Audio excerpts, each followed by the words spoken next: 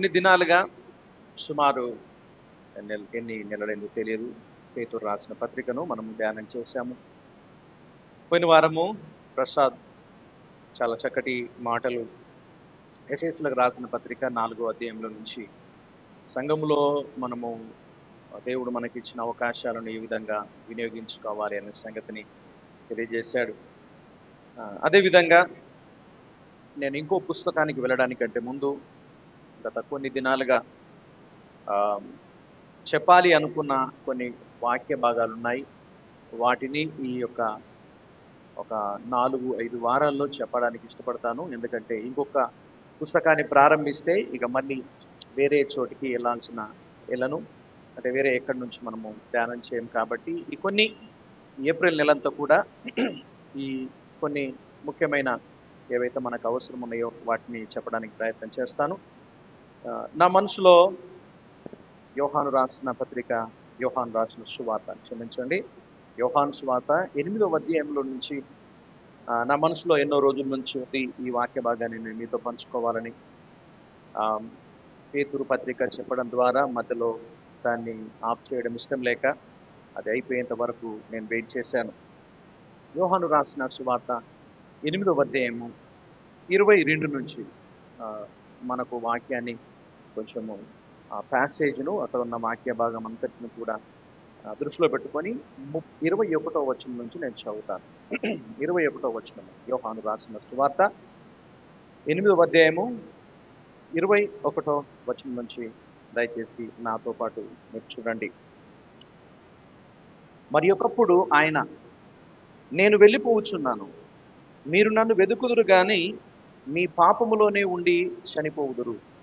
నేను వెళ్ళి చోటికి మీరు రాలేరని వారితో చెప్పాను. అందుకు యూదులు, నేను వెళ్ళి చోటికి మీరు రాలేరని ఈయన చెప్పుచున్నాడే, తను తానే చంపుకొనునా అని చెప్పుకొనుచుండిరి. అప్పుడు ఆయన, మీరు క్రింది వాళ్ళు, నేను పైవాడను. మీరు ఈలోక సంబంధులు, నేను ఈలోక సంబంధులను కాను. కాగా మీ పాపములలోనే యుండి మీరు చనిపోదురని మీతో చెప్పి తిని, నేను ఆయననని మీరు విశ్వసించని ఎడల మీరు మీ పాపంలోనే ఉండి చనిపోదునని వారితో చెప్పాను. కాబట్టి వారు, నీవెవరవని ఆయన అడగగా యేసు వారితో, మొదటి నుండి నేను మీతో ఎవడనని చెప్పుచుంటినో వాడనే. మిమ్మును గురించి చెప్పుటకును తీర్పు తీర్చుటకు చాలా సంగతులు నాకు కలవు గాని నన్ను పంపిన వాడు సత్యవంతుడు. నేను ఆయన యొద్ద వినిన సంగతులే లోకమునకు బోధించుచున్నానని చెప్పాను. తండ్రిని గురించి తనతో ఆయన చెప్పానని వారు గ్రహింపకపోయిరి. 28వ వచనము, కావున యేసు, మీరు మనుష్య కుమారుని పైకెత్తినప్పుడు నేనే ఆయనననియు నా అంతటి నేను ఏమీ చేయక తండ్రి నాకు నేర్పినట్టు ఈ సంగతులు మాట్లాడుచున్నాననియు మీరు గ్రహించెదరు. నన్ను పంపినవాడు నాకు తోడయున్నాడు. ఆయనకిష్టమైన కార్యము నేను ఎల్లప్పుడూ చేయుదును గనక ఆయన నన్ను ఒంటరిగా విడిచిపెట్టలేదని చెప్పాను. 30వ వచనము, చివరి వచనము, ఆయన ఈ సంగతులు మాట్లాడుచుండగా అనేకులు ఆయన యందు విశ్వాసముంచిరి. ప్రార్థించుకున్నారు. ప్రభువా, ఈ మాటలు చాలా శక్తివంతమైనవి, ఆలోచింపజేసేవి, భయాన్ని, వణుకును, హృదయంలో కలవరాన్ని పుట్టించేవి. ఈ మాటలు, ఇలాంటి మాటలు చదువుతున్నప్పుడు మాకు నిజంగానే భయమును, వణుకును కలుగుతుంది. ఎందుకంటే ప్రభువా, మీరు ఎంతో ఉద్దేశంతో ఈ మాటలు రచించి పెట్టారు. మీరు ఈ లోకంలో ఉన్నప్పుడు అక్కడ ఉన్న ప్రజలతో ఈ మాటలు మాట్లాడారు. ఈరోజు ఈ దినాన, ఈ సమయాన మీ మందిరావరణంలో ఇక్కడున్న మా అందరితో దీని అర్థాన్ని గ్రహించి మేము మీ వైపు తిరుగుటకు మాకు సహాయం చేయమని. పరిశుద్ధాత్ముడా, ఈ సహాయం మాకు కావాలి, కృప మాకు కావాలి. హృదయాలను సిద్ధపరచండి, మనసులను వెలిగించండి, ఆలోచనలో పరిశుద్ధమైన కన్విక్షన్తో, ఒప్పుకోలతో మనుషులను మీరు సిద్ధపరచండి. కృపాదీనులం తండ్రి, మీ జ్ఞానం మాకు కావాలి, అర్థం చేసుకునే శక్తి కావాలి. ప్రభా, సహాయం చేయండి. యేసు నామమున ప్రార్థిస్తున్నాము తండ్రి. ఇక్కడ పదే పదే చెప్పబడిన మాట, ముఖ్యంగా 21వ వచనం నుంచి 30 వచనం వరకు 3 సార్లు ఒక మాట పదే పదే చెప్పబడ్డది. దీనికంటే ముందుగా నేను చెప్పాలనుకున్న విషయం ఏంటంటే, యేసుక్రీస్తు 33.5 సంవత్సరాలు లోకంలో జీవించాడు. 3.5 సంవత్సరాలు ఈ పరిచర్య చేశాడు. అందులో ఈ చివరి 6 నెలలు, చివరి 6 నెలల సమయంలో చెప్పబడిన మాట ఇది. ఇంకా కొన్ని రోజులు, ఇంకా కొన్ని నెలలు, 6 నెలలు అయితే యేసుక్రీస్తు యెరూషలేములోకి వెళ్తాడు. ఆ తర్వాత వారమంతా అక్కడ గడుపుతాడు. ఆ తర్వాత సిలువ వేయబడతాడు, సమాధి చేయబడతాడు, తిరిగి లేస్తాడు. ఈ 6 నెలల కంటే ముందుగా చెప్పబడిన మాట. ఆయన తిరిగిన ప్రతి స్థలంలో కూడా ఈ సత్యాలను బోధించాడు. ఈ విషయాలను పదే పదే బోధించాడు. ఎందుకు బోధించాడు అని అంటే, ఆయన ఏ పని నిమిత్తమైతే వచ్చాడో ఆ పని ప్రజలు తెలుసుకోవాలి.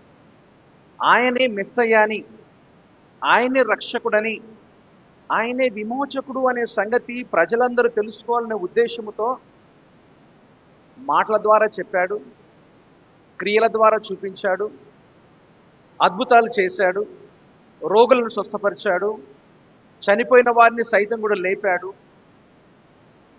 అనేకమైన కార్యాలు చేస్తూ ఈయనే రక్షకుడు, మెస్సయ్య అనే విషయము ప్రజలు గుర్తెలగాలని అన్ని విధాల యేసుక్రీస్తు తెలియజేశాడు, చూపించాడు. ఈ విధంగా చేసినప్పటికి కూడా ఆయన కార్యాలను అర్థం చేసుకునే విధంగా అర్థం చేసుకోకుండా ఇంకో విధంగా అర్థం చేసుకున్నారు. అపహాస్యం చేశారు, ఏలనగా మాట్లాడారు. ఆయన గురించి పిచ్చోడు అన్నారు, దయ్యాలకు అధిపతి అన్నారు. ఇంకో విధంగా కొంతమంది ఏ విధంగా ఆలోచించారు అంటే, ఈయన పిచ్చోడో దయ్యాలకు అధిపతో తర్వాత సంగతి, కానీ సమాజానికి మాత్రం ఈయన చాలా ఉపయోగపడతాడు. ఎందుకంటే ఈయన అవసరాలు తీర్చే వ్యక్తి. భోజనంను లేకుండానే భోజనం తయారు చేసి అందరికీ తినే విధంగా చేసే వ్యక్తి. ఈయన దయ్యాలను వెళ్ళగొట్టే వ్యక్తి. ఈయన రోగాలను స్వస్థపరిచే వ్యక్తి. ఇలాంటి కనీస అవసరాలు తీరుస్తున్నాడంటే మనకు ఈయన చాలా ఉపయోగపడతాడు. ఈయన రాజుగా చేస్తే బాగుంటుంది, ఈయనను నాయకునిగా చేస్తే బాగుంటుంది. అదేవిధంగా చూస్తే ఈయనను ఒక గొప్ప వ్యక్తిగా మనం గుర్తిస్తే బాగుంటుంది. ఎందుకంటే మనం భౌతికమైన అవసరాలు తీర్చడానికి ఇంతకంటే మించిన వ్యక్తి ఇంకెవరు లేరు కదా. ఈ విధంగా భౌతికంగా ఆలోచిస్తూ ఉన్నారు. ఈ విషయాన్ని దీనికంటే ముందుగా యేసుక్రీస్తు 6వ అధ్యాయంలో 7వ అధ్యాయంలో క్షుణ్ణంగా చెప్పాడు. ఆ అధ్యాయాల్లో ఎప్పుడైతే, గుర్తుంచుకోనండి, వాళ్ళ అవసరాలు తీర్చినంత కాలము, వాళ్ళకి కావాల్సింది ఎలా సమకూర్చినంత కాలము యేసుక్రీస్తును ఇంకొక విధంగా ఆలోచించారు. ఈయన ఒక లీడర్ అయితే మంచిది, ఈయన ఒక రాజు అయితే మంచిది, ఈయన మనకు నాయకుడిగా ఉంటే ఇంకా ఏ లొల్లి ఉండదు అన్నట్టుగా ఆలోచించారు. కానీ ఎప్పుడైతే యేసుక్రీస్తు వాళ్ళ హృదయాలను తెలిసిన వ్యక్తి కాబట్టి వాళ్ళ ముఖంలో ముఖం పెట్టి సూటిగా మాట్లాడి, మీకు కావాల్సింది ఇది కాదు, మీకు కావాల్సింది ఏంటంటే నిత్య జీవమును గురించిన ఆలోచన, పరలోక సంబంధమైన ఆలోచన. మీకు కావాల్సింది పాప క్షమాపణ. మీరు మీ పాపములను ఒప్పుకోవాలి. మీరు దేవుని బిడ్డలుగా, నా బిడ్డలుగా, లోక సంబంధులుగా కాకుండా దేవుని సంబంధులుగా మీరు కావాలి అని ఎప్పుడైతే యేసుక్రీస్తు చెప్పడం ప్రారంభించారో, యేసుక్రీస్తును విడిచిపెట్టి చాలా మంది వెళ్ళిపోయినట్టుగా బైబిల్లో చూస్తాం. నన్ను బాగా, లేకపోతే పండితులు కూడా అంటారు, బాగా ఆలోచింపజేసే విషయం ఏంటంటే 6వ అధ్యాయం ఒక్క పేజీ వెనక్కి తిప్పండి, 6వ అధ్యాయం 66వ వచనంలో, 60వ వచనంలో ఆయన శిష్యులలో అనేకులు ఈ మాట విని గట్టిగా, ఇది కఠినమైన మాట, ఇది ఎవడు వినగలనని చెప్పుకున్నారు. తర్వాత వాళ్ళ రియాక్షన్ ఎట్లుంది? 66వ వచనం చదవండి. అప్పటి నుండి ఆయన శిష్యులలో అనేకులు వెనుక తీసి మరి ఎన్నడూను ఆయనను, నిజంగా బైబిల్లో చాలా బాధ కలిగించే మాట ఇది, అప్పటి వరకు ఎన్నో కార్యాలు చూశారు, ఎంతో అనుభవించారు. ఎప్పుడైతే పాపము, ఒప్పుకోలు, నిత్యజీవం గురించి మాట్లాడడం ప్రారంభించాడో వాళ్ళు ఏమన్నారు తెలుసా? ఇది చాలా కఠినమైన మాట. ఈ కఠినమైన మాటను ఎవరు జీర్ణించుకుంటారు? పాపం ఒప్పుకోవడం అంటే, పాపం విడిచిపెట్టడం అంటే, పశ్చాత్తాపడడం అంటే, లోకంలో నీతిగా, భక్తిగా, పరిశుద్ధంగా బ్రతకడం అంటే ఇది మామూలు విషయం కాదు. ఇది చాలా కఠినమైన మాట అని వాళ్ళు విడిచిపెట్టి వెళ్ళిపోయారు. ఒక నిమిషం ఆలోచించండి. అప్పటి నుంచి చాలామంది ఆయనను వెంబడించలేదు. ఆయనను వెంబడించలేదని మనం బైబిల్లో చూస్తాం.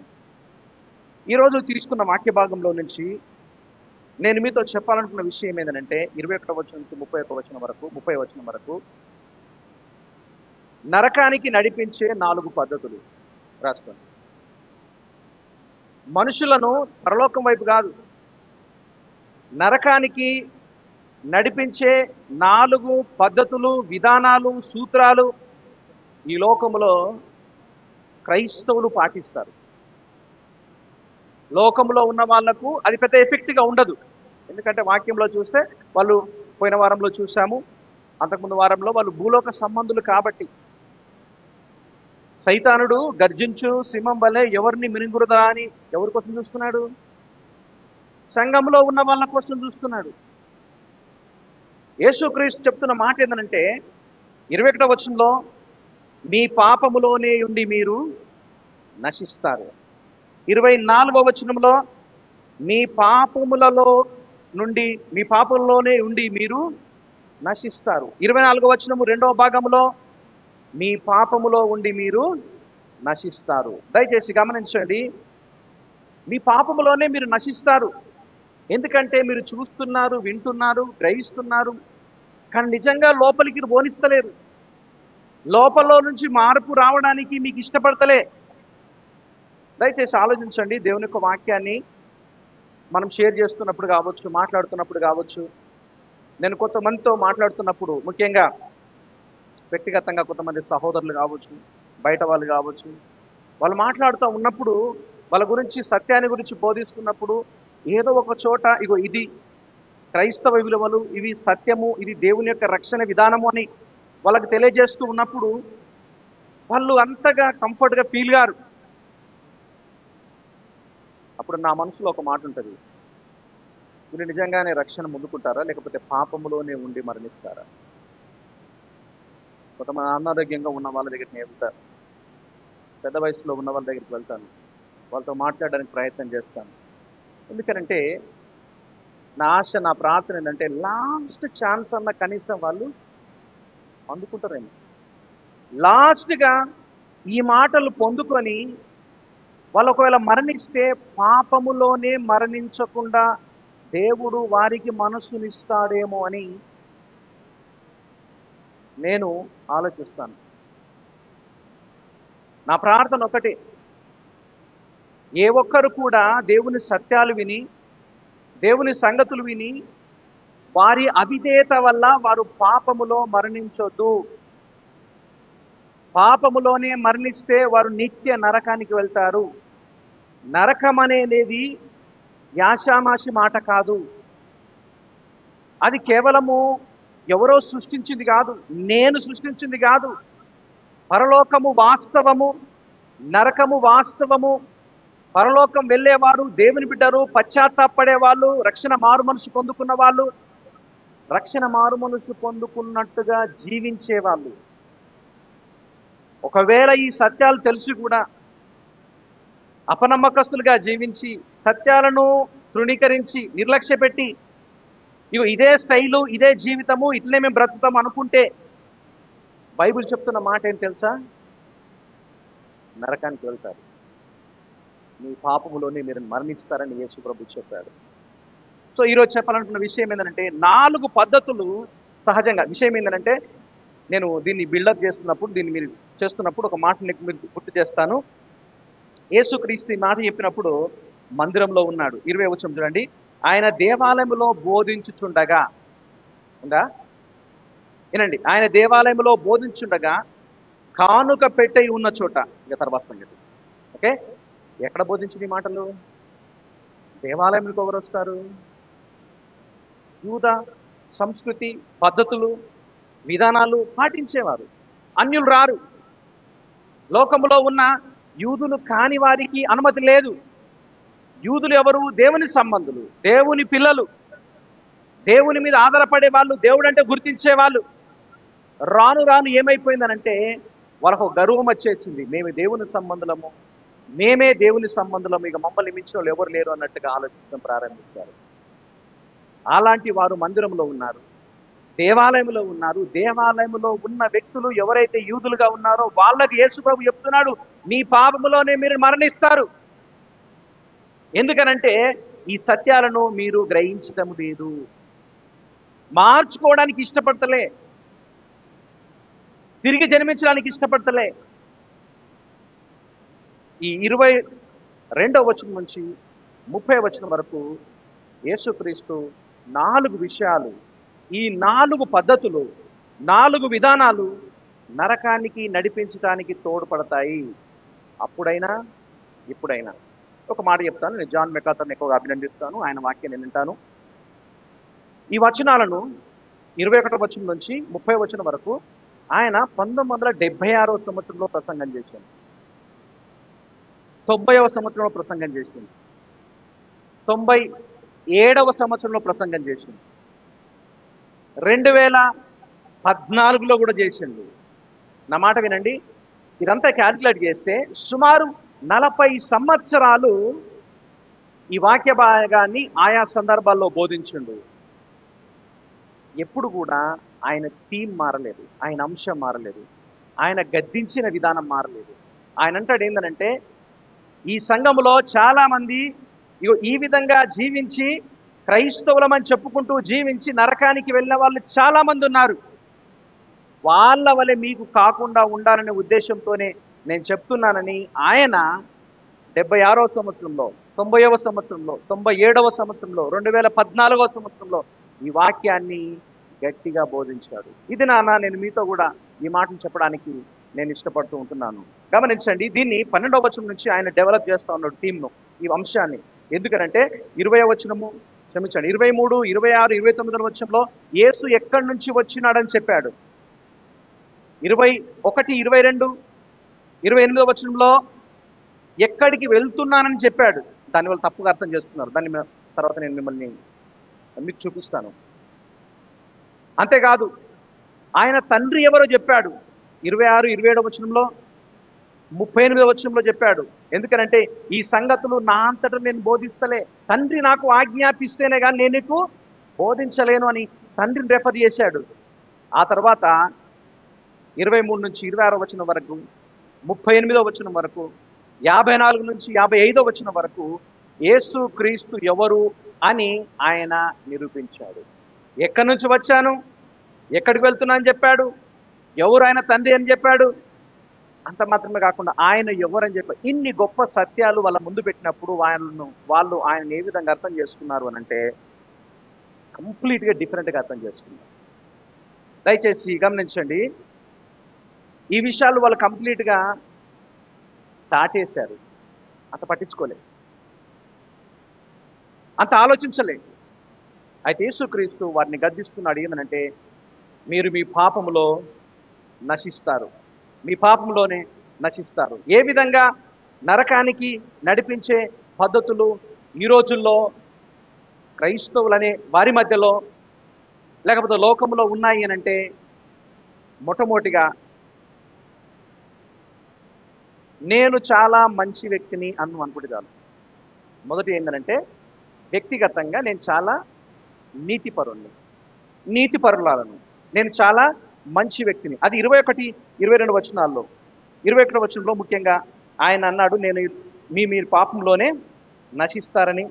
22వ వచనంలో అందుకు యూదులు నేను వెళ్ళి చోటుకి మీరు రాలేరని ఆయన చెప్పాను. దయచేసి గమనించండి, 21వ వచనంలో హెచ్చరించాడు. ఏ విధంగా హెచ్చరించాడంటే, మీరు క్షమాపణ లేకపోతే, విడిపింపబడని జీవితం కలిగి ఉంటే ఒకానొక సమయంలో దేవుణ్ణి ఎదుర్కొంటారు. ఎదుర్కొనడానికి మీరు సిద్ధపాటు లేకుండా ఉంటే మీరు తప్పనిసరిగా పాపంలోనే నశిస్తారు అని చెప్పాడు. ఎందుకనంటే బైబిల్లో చూస్తే ఏడో అధ్యాయంలో ఆయనకు ఒక మాటను గుర్తు చేశాడు. 7వ అధ్యాయము 50, దయచేసి 7వ అధ్యాయము 33 నుంచి 36 వచనంలో ఈ సంగతి చెప్పాడు. 33వ వచనంలో, యేసు, ఇంక కొంతకాలం నేను మీతో కూడా నుందును, తర్వాత నన్ను పంపిన వాని యొద్దకు వెళ్ళుదును. మీరు నన్ను వెదుకుదురు గాని నన్ను కనుగొనరు. నేనెక్కడికి పోవుదునో, లేకపోతే నేనెక్కడ ఉందునో అక్కడ మీరు రాలేరని. అందుకు యూదులు అంటున్నారు, ఏం తెలుసా, మనము ఈయనను కనుగొన్నట్లు ఈయన ఎక్కడికి వెళ్ళబోచున్నాడు? గ్రీకు దేశంలో చెదిరిపోయిన వారి యొద్దకు గ్రీకు దేశస్తులకు బోధించటానిక? వాళ్ళ యొక్క స్వనీతి, వాళ్ళు చాలా మంచి వాళ్ళు, మేము మంచి వాళ్ళము అనడానికి యేసుక్రీస్తును చెడ్డవానిగా చూపిస్తున్నారు. మీరు గమనించండి, వాక్యంలో చూస్తే 3 సార్లు ఇంతకుముందు చెప్పినట్టుగా వాళ్ళ గుర్తు చేశాడు. నేను వెళుతున్నాను అనంటే వీళ్ళేమంటున్నారంటే, ఆలోచించండి, ఎక్కడికి వెళ్తున్నావు? ఒకటి 32 7వ అధ్యాయంలో 34 వచనంలో చూసినట్టుగా ఒక గుంపు దగ్గరికి వెళ్తున్నావా, వాళ్ళకు బోధిస్తావా అంటే ఇది ఆలోచనతో చెప్పిన మాట కాదు, ఏలనగా చెప్పిన మాట ఇది. మామూలుగా మనం మాట్లాడుతూ ఉంటాం, ఎవరైనా నేను పోతానంటే పో అని ఒక మాట వాడతాం, కొంచెం వాళ్ళని హీనంగా మాట్లాడడం. యేసుక్రీస్తు దగ్గరికి అట్లా అంటున్నారు, నువ్వు వెళ్తానంటున్నావు కదా, ఎక్కడికి వెళ్తున్నావు? ఎక్కడికి వెళ్ళడానికి ప్రయత్నం చేస్తున్నావు? దాన్ని ఇంకా కొంచెం ముందుకెళ్ళి 22వ వచనంలో అంటున్నారు, ఏం చూడండి, నేను వెళ్ళే చోటికి మీరు రాలేరని యేసుప్రభు చెప్పినప్పుడు అంటున్నారు, తనను తానే చంపుకొనునా అని చెప్పుకుంటున్నారు. దయచేసి ఆలోచించండి, మీ పాపములోనే మీరు మరణిస్తారు.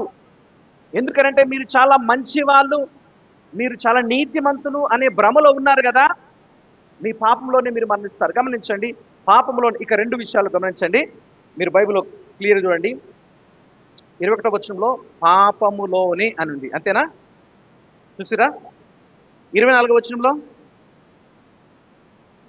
పాపములలోనే బహువచనం, 24వ వచనము చివరి మాటలో పాపములోనే. ఇప్పుడు నన్ను చూడండి, మీరు పాపములోనే నశిస్తారు, పాపములలోనే నశిస్తారు అండ్ పాపములోనే నశిస్తారు. బహువచనము, ఏకవచనము.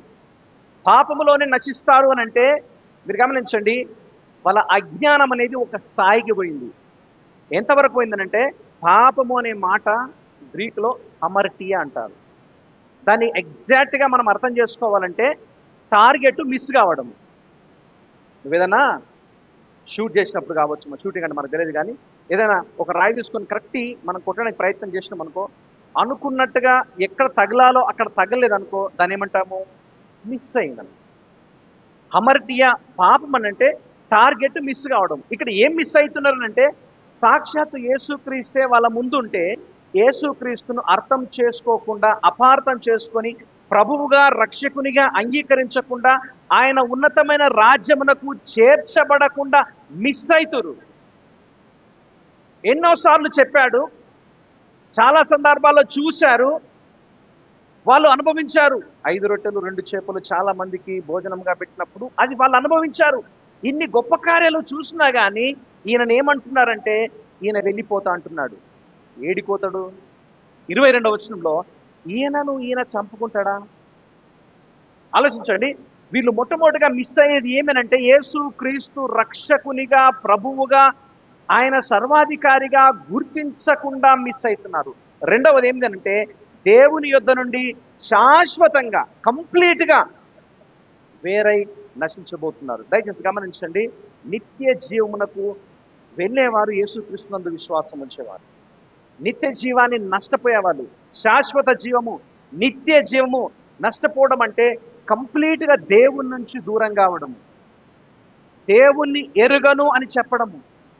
కేవలం లోకములో కొన్ని సంవత్సరాలు నువ్వు ఎంతకాలం బ్రతుకుతావో జీవించినప్పుడే కాదు, ఒకసారి ఈ లోకాన్ని విడిచిన తర్వాత కంప్లీట్గా ఇంకా నీకు మళ్ళీ వేరే ఛాన్స్ ఉండదు.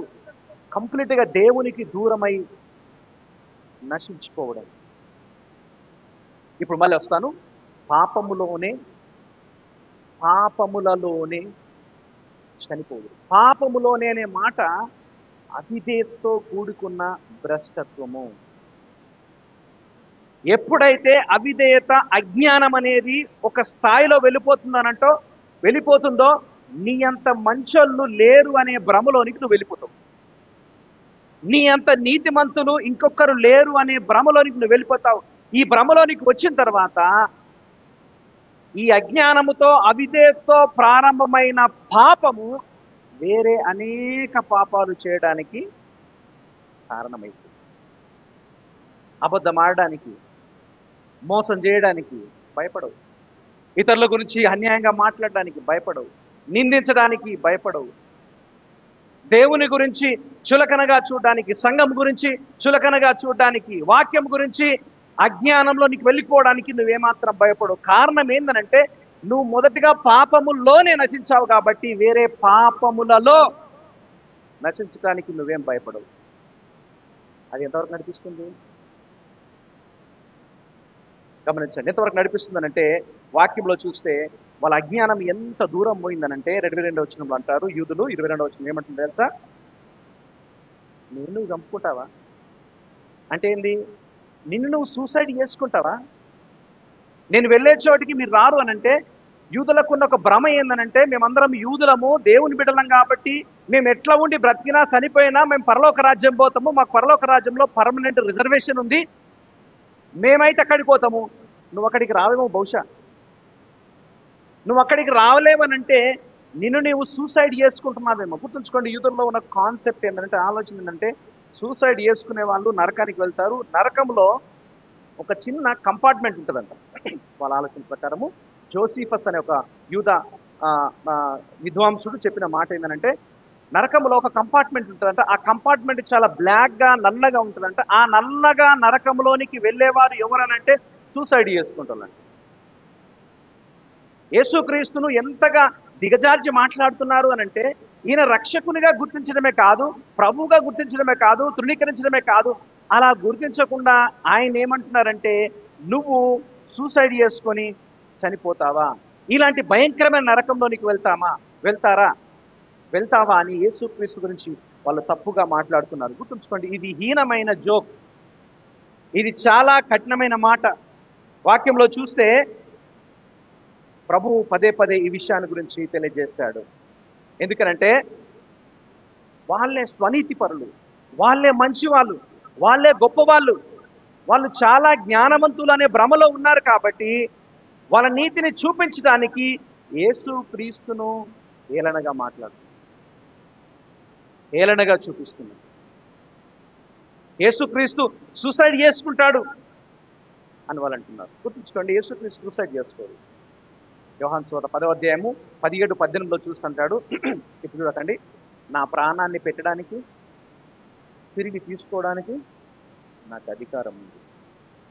అంతటి అధికారం కలిగిన యేసుక్రీస్తును చాలా చులకనగా మాట్లాడుతున్నారు. అలాంటి వారితో అంటుంది తెలుసా, మీరు మంచివాళ్ళు, మీరు నీతిమంతులు, మీరు సమాజంలో చాలా పేరున్న వాళ్ళు అనే భ్రమలో మీరున్నారు చూడు, ఆ భ్రమనే మిమ్మల్ని మీ పాపములో నడిపించే విధంగా, చనిపోయే విధంగా చేస్తుంది. నేను దీని గురించి ఆలోచిస్తూ ఉంటే చాలాసార్లు మన నీతిని, మన గొప్పతనాన్ని ప్రజల ఎదుట ప్రదర్శించడానికి ఇతరులను హీనంగా చేస్తాము, వాక్యాన్ని హీనంగా చూస్తాము, వాక్యం చదివే వాళ్ళని కూడా హీనంగా మాట్లాడతాము. దయచేసి నా మాట వినండి. ఆ రోజుల్లో ఉన్న యూదులు ఇవన్నీ చూస్తూ ఉండి కూడా ఈ సత్యాన్ని గ్రహించలేకపోయారు. ఎందుకు గ్రహించలేకపోయారు? వాళ్ళంత మంచోళ్ళు, నీతిమంతులు వేరే వారు లేరు అనే భ్రమలోనికి వెళ్ళిపోయారు వాళ్ళు. మోసనొచ్చు, నేను వ్యభిచారం చెయ్యా, నేను దొంగతనం చెయ్యా, నేను మోసం చెయ్యా, ఇంకేమైనా హీనమైన పాపాలు నేను చెప్పండి, మర్డర్ చెయ్యా, కాబట్టి నేను చాలా మంచివాడిని. ఇలాంటివన్నీ హీనమైన పాపాలు. హీనమైన పాపాలు నేను చేస్తలేను కాబట్టి నేను లోకంతో వ్యభిచారం చేసే వాళ్ళతో పోల్చుకుంటే నేను మంచివాడిని, దొంగతనం చేసే వాళ్ళతో పోల్చుకుంటే నేను మంచి ఆమెను, లేకపోతే హీనంగా జీవిస్తున్న వాళ్ళతో పోల్చుకుంటే నేను చాలా మంచి ఆమెను, మంచి ఆయనను అని అనుకుంటాం. కానీ గుర్తుంచుకోండి, ఇతరులను అసహించుకుంటున్నావా, అది చాలు నిన్ను నరకానికి తీసుకుపోయావు.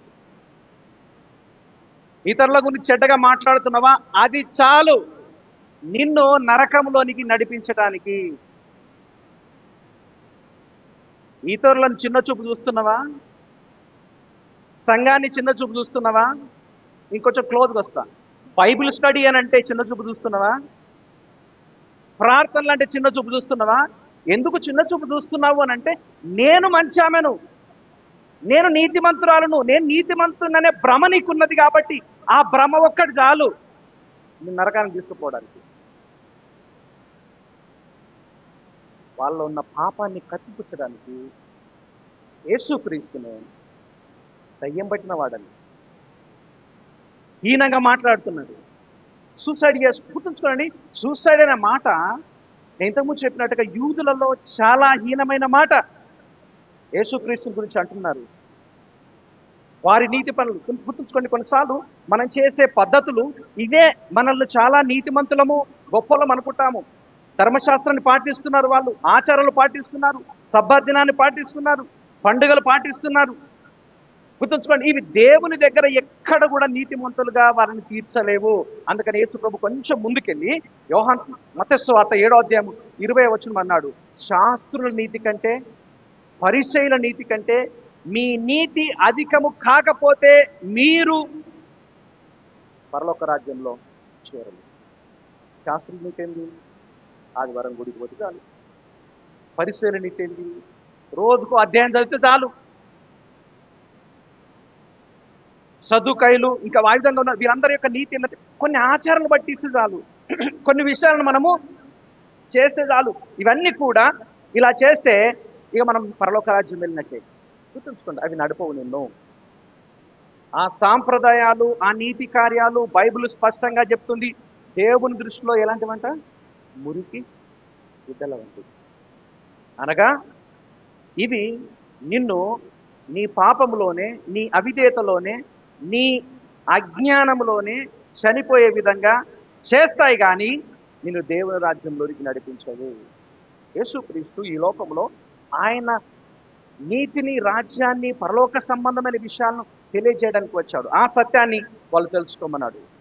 ఇక్కడ ఉన్న వాళ్ళందరినీ నేను మనవి చేస్తున్నాను, ఏదో సండే వచ్చినంత మాత్రాన, ఏదో అటెండెన్స్ చేసుకున్నంత మాత్రాన, బాప్తిసం తీసుకున్నంత మాత్రాన, ఏదో నెలకోసారి ఆ రొట్టె ద్రాక్షరసంలో పాలు పంపులు పొందినంత మాత్రాన నిన్ను అవి పరలోక రాజ్యానికి నడిపించవు. నేను స్ట్రిక్ట్గా చెప్తున్నానండి, దేవుని యొక్క వాక్య అధికారంతో చెప్తున్నాను, అది మీ భ్రమ. అది ఎప్పుడు కూడా మిమ్మల్ని దేవుని ఎదుట అక్సెప్టబుల్గా, అంగీకారంగా చెయ్యదు. మొట్టమొదటిగా మీ పాపంలో మీరు మరణిస్తారని చెప్పాడు. నరకానికి నడిపించే 4 పద్ధతుల్లో ఒకటి, నేను చాలా మంచివాడిని, మంచి వ్యక్తిని అని నువ్వు అనుకోవడం. రెండవది ఏంటి అనంటే భూ సంబంధమైన వ్యక్తిగా, లోక సంబంధమైన వ్యక్తిగా నువ్వు జీవించటము. గుర్తుంచుకోండి, ఈ లోక సంబంధమైన వ్యక్తిగా జీవించటము. 23వ వచనం, అప్పుడు ఆయన, మీరు కిందివారు, నేను పైవాడను. యాక్చువల్ వాళ్ళు ఉల్టా అనుకున్నారు. వినండి, ఇప్పుడు వాళ్ళు ఉల్టా అనుకున్నారు. ఏంటంటే మేము పై వాళ్ళము, నువ్వు వినండి ఏమంటున్నాడు. యూదులు ఏమనుకున్నారంటే మేము పైన ఉండే వాళ్ళము, పరలోకం వెళ్ళే వాళ్ళము, మీరు కింది సంబంధులు, భూలోక సంబంధులు. యేసుక్రీస్తు అంటున్నారు నువ్వు భూలోక సంబంధం. ఎందుకనంటే నువ్వు బహుశా సూసైడ్ చేసుకోవడానికి ప్రయత్నం చేస్తున్నావేమో. కానీ వాళ్ళకి అర్థమయ్యేటట్టు చెప్తున్నారు ఏంటంటే, మీరు కింది వారు, నేను పైవాడను. మీరు ఈ లోక సంబంధులు, నేను ఈ లోక సంబంధిని కాను. అనగా మీరు ఈ లోకానికి సంబంధించిన వ్యక్తులుగా జీవిస్తున్నారు. ఈ లోకములో ఉన్నదే సర్వస్వం అనుకుంటున్నారు. ఈ లోకమే మీ లోకము, ఈ లోకమే మీ ప్రపంచము, మీ పరలోకం అనుకుంటున్నారు. కాబట్టి అది మిమ్మల్ని దేవుని నుంచి దూరం చేస్తుంది. భూ సంబంధమైన వ్యక్తిగా జీవించడం అంటే ఏంటి? లోకము అనే మాట బైబిల్లో రకరకాలుగా వాడబడింది. సృష్టిని అంతటికీ లోకం అనే మాట వాడబడింది. మనుషులను లోకం అనే మాట వాడబడింది. నేను గురజాడ అప్పారావు సార్ పాట పద్యం అన్నాడు, లోకం అంటే దేశం అంటే మట్టి కాదు, దేశం అంటే లోకము అనంటే సృష్టి, లోకం అనంటే వ్యక్తులు. కానీ ఇక్కడ వాడబడిన విషయం ఏంటంటే, లోకము అనంటే దేవుని యొక్క కార్యాలకు, దేవుని యొక్క పరిశుద్ధతకు వ్యతిరేకంగా పోరాడే అదృశ్యమైన, కనిపించని శక్తులు. దాన్ని బైబిల్ భాషలో 2వ కొరింథీయులకు రాసిన పత్రిక 10వ అధ్యాయం 5వ వచనంలో దేవుని జ్ఞానాన్ని అడ్డగించే ప్రతి ఆటంకం అనుంది. నీతి వాక్యాలు చెప్తుంటే, నీతి సంబంధమైన విషయాలు చెప్తుంటే అడ్డగిస్తారు చూడు, నాకు కాదనంటారు చూడు. అది లోకము అని అంటే 12వ అధ్యాయం 31వ వచనం యోహాను సువార్తలో సైతాను చేత కంట్రోల్ చేయబడుతున్న ఈ ప్రపంచం, పద్ధతులు కావచ్చు, విధానాలు కావచ్చు, తప్పును రైట్ అని, రైట్ను తప్పని, గుర్తుంచుకోనండి, తప్పును ఒప్పని, ఒప్పును తప్పని నిరూపించే సైతాను కంట్రోల్లో ఉన్న ఈ ప్రపంచం, అది యేసు ప్రభువును గుర్తించదు. మొదటి అధ్యాయం 10వ వచనం చూస్తే లోకము ప్రపంచము నన్ను గుర్తించదు అని చెప్పాడు. గుర్తుంచుకోనండి. వాక్యంలో మనం కొన్ని దినముల క్రితం మనం చూసాము, యోహాను రాసిన పత్రిక, ఒక్క మాట చదువుతాను. 3వ అధ్యాయము, యోహాను రాసిన మొదటి పత్రిక 3వ అధ్యాయం 1వ వచనం ఈ విధంగా ఉంది. మనము దేవుని సంబంధులమని పిలువబడినట్లు తండ్రి మనకెట్టి ప్రేమ అనుగ్రహించిన చూడుడి, మనము దేవుని పిల్లలమే. ఈ హేతువు చేత లోకము మనలను ఎరుగదు, ఏలయనగా అది ఆయనను. దాని యొక్క అర్థం ఏంటంటే లోకము మనల్ని అసహించుకుంటుంది, ఆయన్ను కూడా అసహించుకుంటుంది. లోకము అనంటే ఇంకొక మాట యేసు ప్రభు చెప్పాడు, పరిశుద్ధాత్మ కార్యాలను కూడా గుర్తించకపోవడము. యోహాను సువార్త 14వ వచనంలో యేసు క్రీస్తు పరిశుద్ధాత్మ గురించి చెప్పినప్పుడు, ఈయన మిమ్మల్ని సర్వసత్యంలో నడిపిస్తాడు, మిమ్మల్ని మీతో ఉంటాడు అని వాళ్ళకి తెలియజేసినప్పుడు ఆ విషయాలను వాళ్ళకి అర్థం కాలే, గుర్తించలే. ఇంకొక మాట బైబిల్లో చూస్తే యోహాను సువార్త 3వ అధ్యాయంలో 3వ అధ్యాయము 19వ వచనంలో యేసుక్రీస్తు కొంచెం క్లియర్గా చెప్తాడు. ఆ తీర్పు ఇదే, ఏంటంట, వెలుగు లోకంలోనికి వచ్చను కానీ తమ క్రియలు చెడ్డవైనందున మనుషులు వెలుగును ప్రేమింపక చీకటినే, లోకము అనంటే దేవుని కార్యాలను, సత్యమును ప్రేమింపకపోవడం, దానికి బదులుగా చీకటిని, చీకటి సంబంధమైన విషయాల మీద ఆసక్తిని పెంచుకోవడము. మీరు ఆలోచించండి. దీన్ని పౌలు కొరింథీయులకు రాసిన 2వ పత్రిక 4వ అధ్యాయం 4వ వచనంలో అన్నాడు ఏంటంటే, ఈ యుగ సంబంధమైన దేవత మన మనోనేత్రములకు దిద్దుతనం. గుర్తుంచుకోనండి, లోకము అనంటే దేవుని కార్యాలకు వక్రీకరించడం, వ్యతిరేకంగా పనిచేయడం, దాన్ని గుర్తించకపోవడం, ఇవి లోకము అనే మాటతో ఇక్కడ చూపిస్తున్నాడు. అనగా భూ సంబంధమైన వ్యక్తిగా జీవించేవాడు జ్ఞానాన్ని అడ్డగిస్తాడు, సైతాను కంట్రోల్లో ఉంటాడు, యేసుక్రీస్తును ప్రభువుగా గుర్తించరు. ఎందుకనంటే బైబిల్లో చూస్తే యేసుక్రీస్తును ప్రభువుగా గుర్తించని వ్యక్తి పరిశుద్ధాత్మని యొక్క కార్యాలను కూడా అడ్డగిస్తాడు, ఆత్మీయ గుడ్డితనంలో బ్రతకడానికి ప్రయత్నం చేస్తాడు. గుర్తుంచుకోండి, ప్రస్తుత ప్రపంచము మనుషులను పూజించడం అనేది, అనైతికంగా జీవించడం అనేది, ఈ మాటలు కొంచెం క్లియర్గా తెలియదు. గర్వము, స్వార్థం అనేది లోకం అనే మాట యొక్క అర్థం. లోకం అనే మాట యొక్క అర్థం ఏంటంటే అనైతికంగా, ఏమాత్రం కూడా దాని ఏమంటారు, వడ్డు వాపు అంటారు కదా, రూల్స్ రెగ్యులేషన్ లేకుండా జీవించటము, మనుషులను ఆరాధించడం, ఇది లోకములో లోక సంబంధంగా జీవించటము. ఇది ఎల్లప్పుడూ దేవుని నీతిని, పరిశుద్ధతను వ్యతిరేకిస్తుంది. గుర్తుంచుకోనండి, లోక సంబంధంగా జీవించే వ్యక్తి దేవుని కార్యాలు, దేవుని మాటలు, పరిశుద్ధ జీవితము, పరిశుద్ధత గురించి మాట్లాడితే అంత వినసొంపుగా ఉండదు. ఒక రచయిత ఈ విధంగా అన్నాడు, దాని ఫలితం ఏ విధంగా ఉంటుందంటే, లోకం యొక్క సలహాలు రాంగ్, తప్పు, లోకం యొక్క గురి స్వార్థమైంది. నేను ఇది చేస్తా, దానివల్ల నాకేమొస్తుంది, నేను ఈయన హెల్ప్ చేస్తా, ఆయన నాకు ఏ విధంగా ఉపయోగపడతాడు. లోకం యొక్క గురి స్వార్థమైంది. లోకం యొక్క సంతోషం అనేది పాప సంబంధం అండి. గుర్తుంచుకోండి, హ్యాపీనెస్, ప్లెజర్ అనేది లోకంలో చాలా మంది వారి డెఫినేషన్ ఇచ్చేస్తారు. ఎంజాయ్మెంట్ అన్నాం అనుకో, ఎంజాయ్మెంట్కు ఎవరి డెఫినేషన్ వాళ్ళకు ఉన్నది. కొంతమంది మోసం చేయడంలో సరదా, తాగుడు తందనాలు లేసుల్లో సరదా, అవిధేయులుగా జీవించడంలో సరదా, కొంతమంది జనాలను చంపడంలో సరదా. ఆ సంతోషం అనేది పాపయుక్తమైనది. లోకం యొక్క ప్రభావం అనేది నిరుత్సాహపరిచేది. గుర్తుంచుకోండి, ఈ లోకంలో జనాలు ఎంత ఉన్నా, ఎంత సాధించినా తృప్తిగా చాలు అనుకొని గీత గీసుకొని బతకలేరు. ఇంకా కావాలి, ఇంకా చేయాలి, ఇంకా చేయాలి. రాజకీయ అవినీతిమయం, లోకం అంటే గౌరవము చాలా ఉత్తదే. లోకములో ఉండే గౌరవం అనేది కానిది, అది ఉత్తదే. లోకం యొక్క చిరునవ్వు అనేది గుర్తుంచుకోనండి. లోకం యొక్క చిరునవ్వు అనేది పైదే కనపడగా ఈ అంటాం కదా, అది రియల్ కాదు. అది నీకు తెలుసు. నువ్వు వాళ్ళని చూసి ఈ అంటున్నావు, వాళ్ళకు కూడా తెలుసు. ఆ లోకం యొక్క చిరునవ్వు అనేది పైయే. లోకం యొక్క ప్రేమ అనేది స్థిరమైంది కాదు. గుర్తుంచుకోండి. 23వ వచనంలో యూదులు అనుకున్నారు యేసు క్రీస్తు కింద వాడు, వీళ్ళు పైవారని. కానీ యేసు ప్రభు చెప్పాడు, నేను పైవాడను, మీరు లోక సంబంధులు. నా మాట వినండి. నరకంలోనికి వెళ్ళడానికి, నరకంలోనికి నడిపించే సూత్రాల్లో రెండవది ఏంటంటే లోక సంబంధంగా జీవించడం అనేది నువ్వు అలవాటు చేస్తున్న దాంట్లోనే ఉంటే చాలు. ఇంతకుముందు చెప్పినా కదా, ఇలాంటి ఆర్టిఫిషియల్, సూపర్ఫిషియల్ అంటారు, పైన సత్యాన్ని గ్రహించకుండా, వాస్తవాలను తెలుసుకోకుండా జీవితాల్లో నిజంగా దేవునికి అనుగుణంగా మార్పు చెందకుండా ఉంటే భూ సంబంధమైన వ్యక్తిగా ఉంటారు. భూ సంబంధమైన విధానమే దేవుని నుంచి దూరం చేస్తుంది, అంధకారానికి నడిపిస్తుంది. దయచేసి గమనించండి.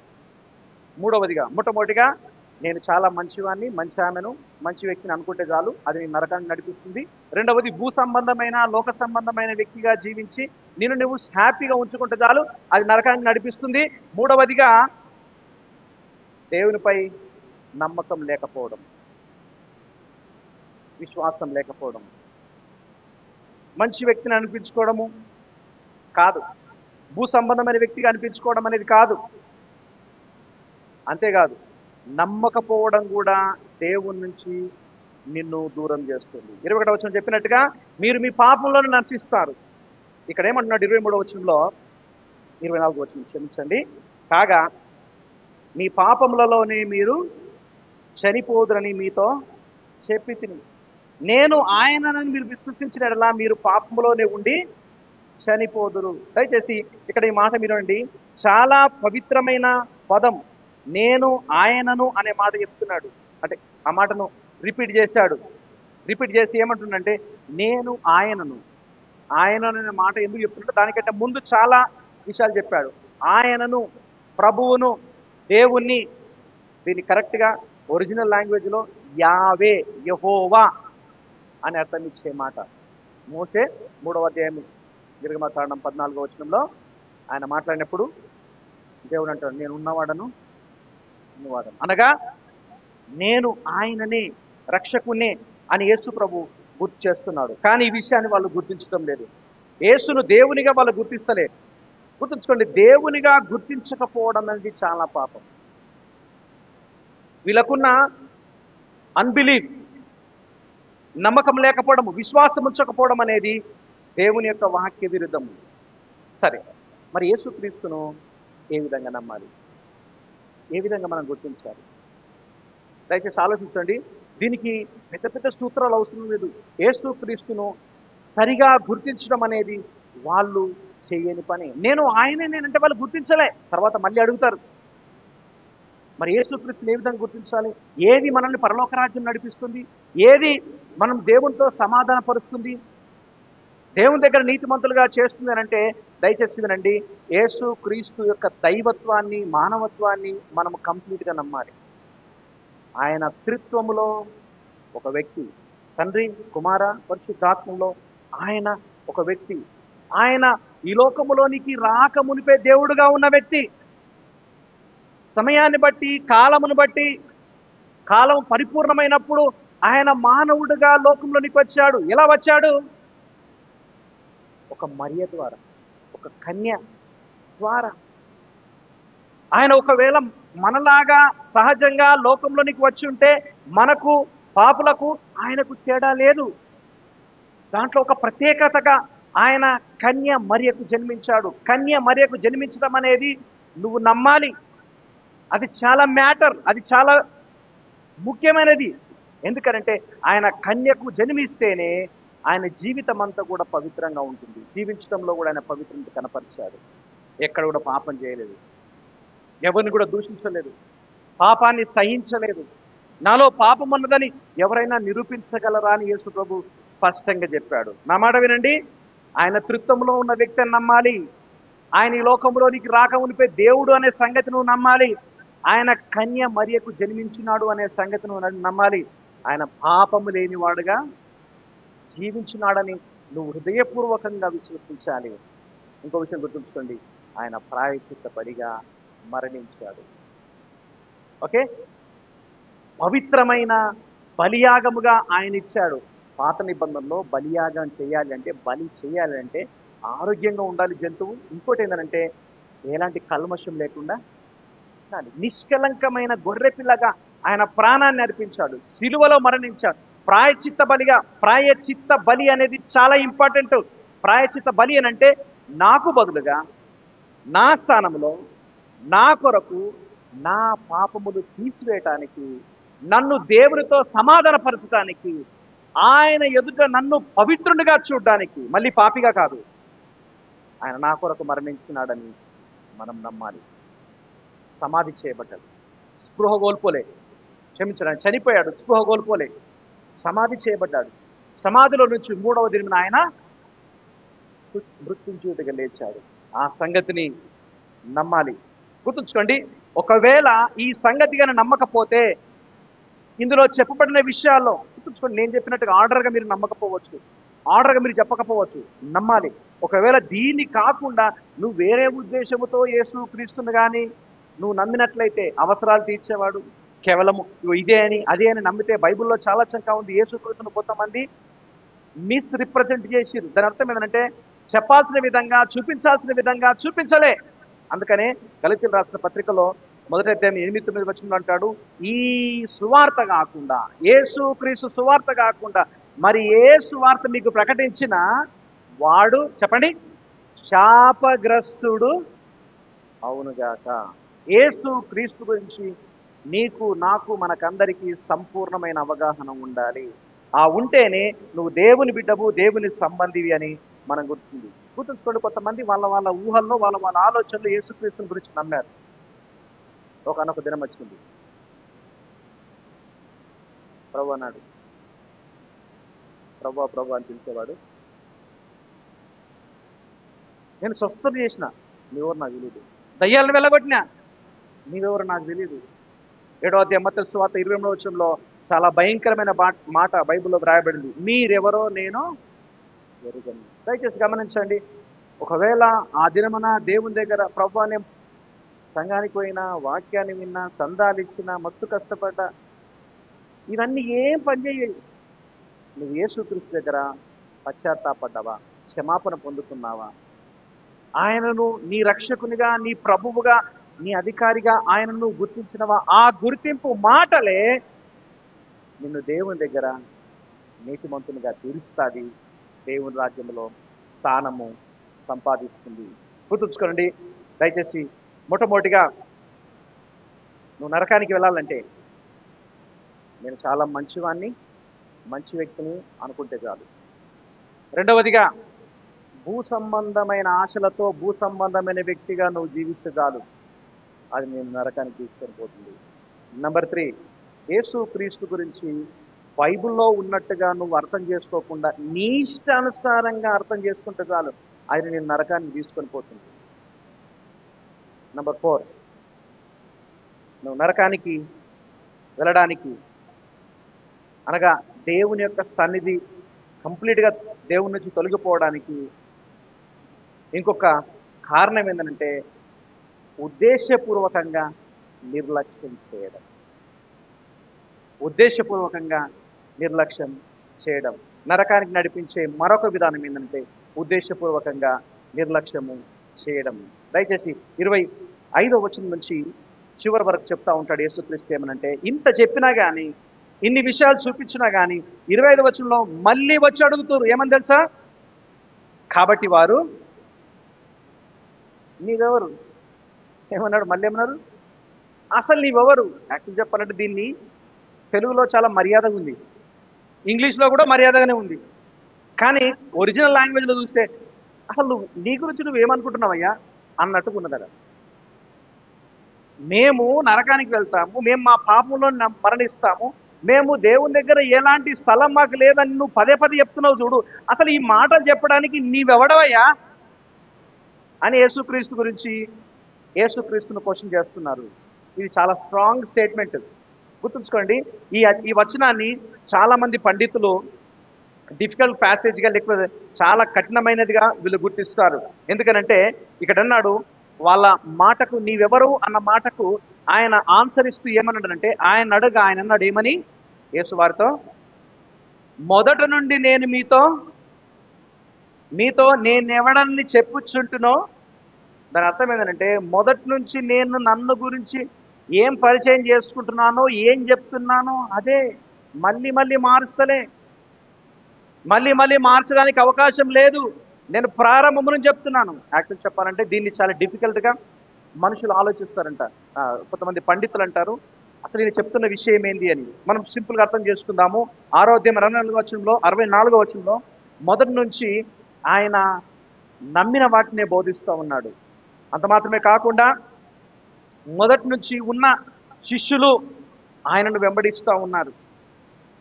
16వ అధ్యాయం 7వ వచనంలో శిష్యులకు మొదటి నుంచి అక్కడున్న వాళ్ళకు తెలియజేస్తూ ఉంటున్నాడు. విషయం ఏంటంటే యేసుక్రీస్తు పరిచర్య ఎప్పుడైతే ప్రారంభమైందో ఆ ప్రారంభము నుంచి ఆయన చేస్తున్న బోధ, చేస్తున్న అద్భుతాలు, సూచక్రియలు, స్వస్థతలు ఆయన గురించి బోధిస్తున్నాయి, తెలియజేస్తున్నాయి. ఆయననే నేను, ఇంకోటి ఏం లేదు. 2 సంవత్సరాల తర్వాత 3 సంవత్సరాల తర్వాత నా డెఫినేషన్ మారింది అని చెప్పలేడు. నేను మొదటి నుంచి ఏం చెప్తున్నానో అదే మీకు తెలియజేస్తున్నాను. అదేంటనంటే 26వ వచనంలో చాలా చక్కగా చెప్తాను. నేను మిమ్మల్ని గురించి చెప్పుటకును తీర్పు తీర్చుటకు చాలా సంగతులు ఉన్నాయి. యాక్చువల్ చెప్పాలంటే మిమ్మల్ని తీర్పు తీర్చడానికి చాలా కారణాలు ఉన్నాయి. కానీ నన్ను పంపిన వాడు సత్యవంతుడు. మీ సత్యాన్ని, మీ నీతిని చూసి తీర్పు తీర్చమంటలేడు. ఆయన నీతిని బట్టి మీకు తీర్పు తీర్చమంటున్నాడు. ఇంకో మాట, నేను ఆయన యొద్ద విన్న సంగతులే లోకమునకు బోధిస్తున్నాను. నా సొంతగా నేను బోధించడం లేదు. 27వ వచనంలో తండ్రిని గురించి తనతో ఆయన చెప్పానని వారు గ్రహించలేదు. తండ్రిని గురించి చెప్పానని వాళ్ళు గ్రహించలేదు. ఇంకో విషయం ఏంటంటే తండ్రి అని ఈయన ప్రస్తావించినప్పుడు, యేసుక్రీస్తు తండ్రి అని ప్రస్తావించిన ప్రతిసారి కూడా వీళ్ళు చాలా హేళన చేస్తారు. 19వ వచనం చూడండి, 8వ అధ్యాయం 19వ వచనంలో ఏమంటున్నారు వాళ్ళు నీ తండ్రి ఎక్కడున్నాడు?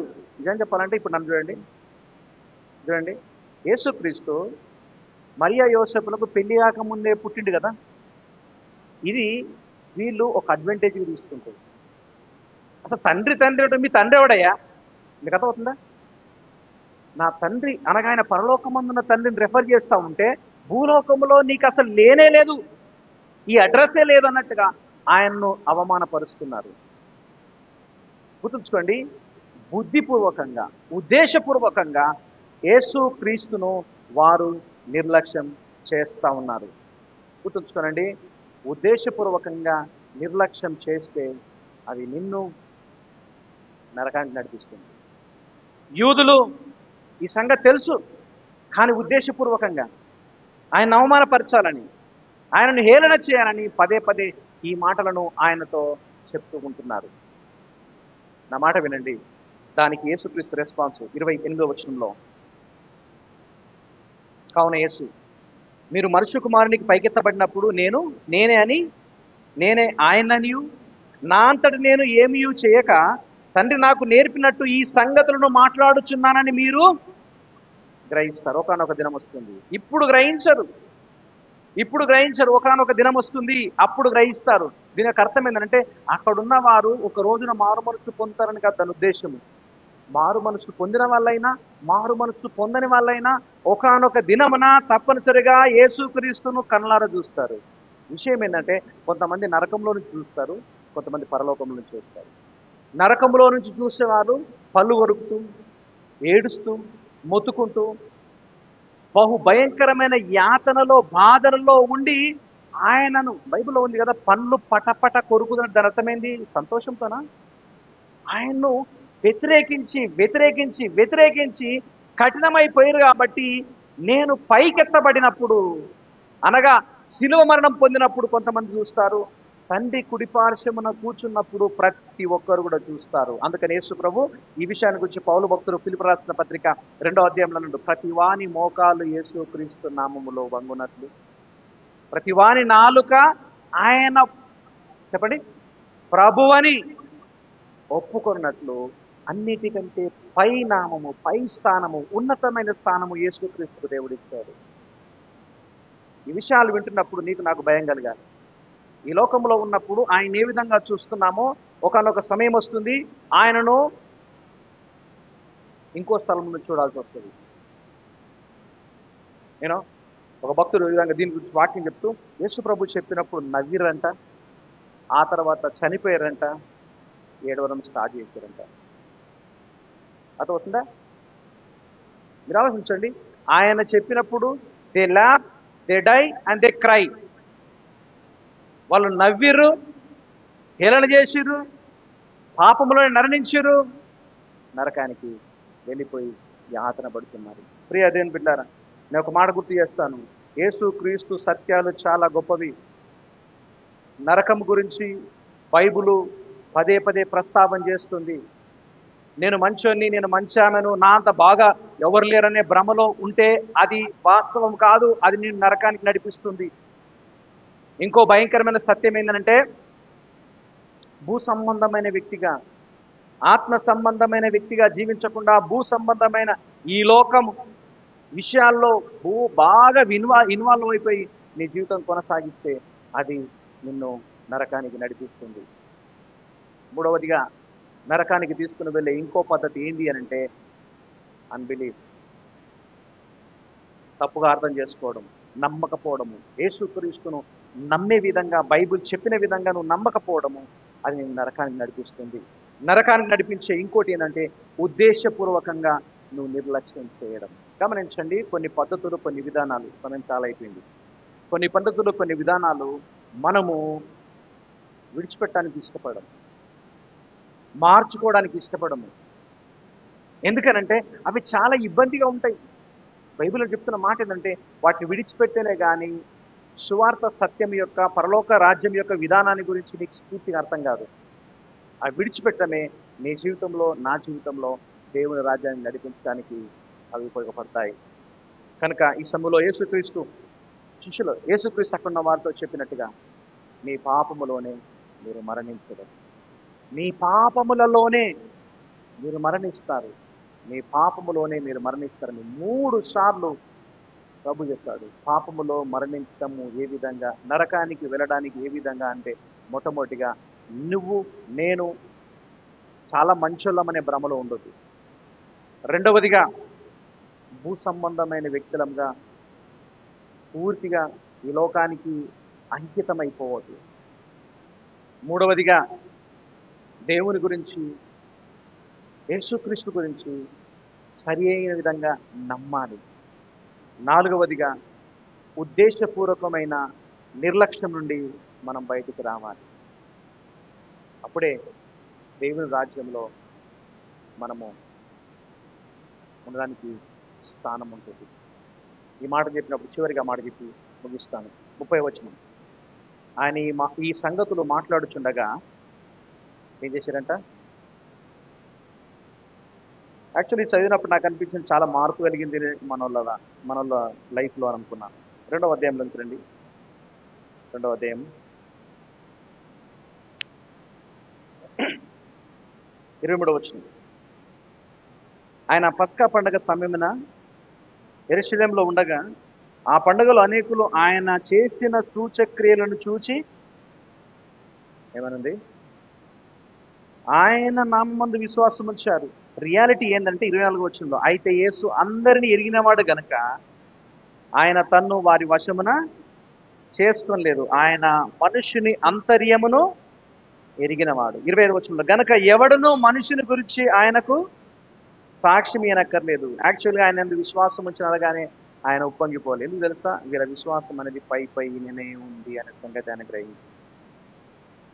ఎందుకంటే సింపుల్గా ఆలోచించండి, ఈరోజు మటల ఆదివారం. యేసుక్రీస్తును విజయోత్సవముతో యెరూషలేములోనికి ఆహ్వానించారు. 3 రోజులు 4 రోజుల తర్వాత ఏమన్నారు తెలుసా? ఏమన్నారు? సిలువ దేవుడు, సిలువ దేవుడు. ఈయన బతకడానికి ఎలాంటి అర్హత? గుర్తుంచుకోనండి. పైన విషయాలను బట్టి దేవుడు సంబరపడిపోడు. లోపల నుంచి మార్పు అనేది దేవుని దగ్గర అంగీకారంగా చేస్తుంది. ప్రభు పదే పదే పరలోకం గురించి, నరకం గురించి, శాశ్వత జీవం గురించి తెలియజేస్తున్నాడు. కారణం ఏంటంటే ఏ ఒక్కరు కూడా యేసుక్రీస్తు నుంచి దూరంగా వెళ్ళిపోవడం ఇష్టం లేక. దేవుని సంఘంలో ఉన్నవాళ్ళు, సంఘ సహవాసానికి వస్తున్నవారు ఈ సత్యాలు వింటూ కూడా, తెలుసుకుంటూ కూడా మేమే నీతిమంతులమని, మేమే మంచివారమనే భ్రమలో ఉండడము, భూ సంబంధమైన వ్యక్తులుగా జీవించడము, నిజంగా యేసుక్రీస్తునందు విశ్వాసం ఉంచకపోవడము, బుద్ధిపూర్వకంగా పాపములు చేయడం అనేది, నువ్వెన్ని సంవత్సరాలు సంఘంలో ఉన్నా, ఎన్ని సంవత్సరాలు క్రైస్తవునిగా జీవిస్తున్నానని అనుకున్నా, నువ్వు చిట్ట చివరికి వెళ్ళేది నరకమే. ఆ నరకం నుంచి తప్పించడానికి యేసుక్రీస్తు ఈ లోకంలోకి వచ్చాడు. ఆయనందు విశ్వాసం ఉంచే వారికి నశింపక నిత్య జీవం పొందినట్లు దేవుడు ఆయనను అనుగ్రహించాడు. ప్రార్థన చేస్తాం. జీవం కలిగిన తండ్రి, మీ బిడ్డలముగా మీ వద్దకు వస్తున్నాము. మీ మాటలు ఎప్పటికీ వాస్తవం. విన్న ప్రతిసారి కూడా మాకు భయము వణుకును పుట్టిస్తున్నాయి. ఈ సమయంలో ప్రభావ ఇక్కడున్న వారిలో ఇంకా ఎవరైనా ఇలాంటి ఆలోచనలో ఉంటే వారి హృదయాల్లో మీరు పనిచేయండి. పరిశుద్ధాత్ముడా, మీకు శక్తి ఉంది. పరిశుద్ధాత్ముడా, మీరు కార్యం చేయగలరు. ప్రతి హృదయాన్ని మార్చగలిగిన శక్తి మీలో ఉన్నది. ప్రభా, ఇక్కడున్న వారందరి పక్షం విషయంలో ప్రార్థిస్తున్నాను. ఇంకెవరైనా ఇక్కడున్న వారిలో ఏదో మేమే మంచి వాళ్ళమనే భ్రమలో ఉంటే మరి మనస్సులో కార్యరూపం దాల్సింది కార్యం చేయండి. భూ సంబంధమైన, ఈ లోక సంబంధమైన ఈ యొక్క అలజడిలో వాళ్ళు ఎక్కువగా సమయాన్ని గడిపితే వాళ్ళలో మార్పు తీసుకురండి. ప్రభా, ఇన్నిసార్లు మీ వాక్యాన్ని విన్నా కానీ, సత్యాలు తెలుసుకున్నా కానీ, మిమ్మల్ని దేవునిగా, రక్షకునిగా, ప్రభుగా గుర్తించకుండా దాటివేస్తే వారి మనస్సులో మీరు కార్యం చేయండి. మీ సత్యాలు పదే పదే విన్నప్పటికీ కూడా బుద్ధిపూర్వకంగా తెలిసి మీ సత్యాలను తృణీకరించి తెలిసి వాళ్ళ పాపంలో కొనసాగితే దయచేసి వారి హృదయాల్లో మీరు మార్పు తీసుకొచ్చారు. ప్రభా, ఇప్పుడు మా అందరికీ మీ సత్యాలు అర్థం కావాలి. మీ పట్ల మేము యోగ్యమైన జీవితాన్ని కలిగి ఉండాలి. యేసు నామములో ప్రార్థిస్తున్నాం.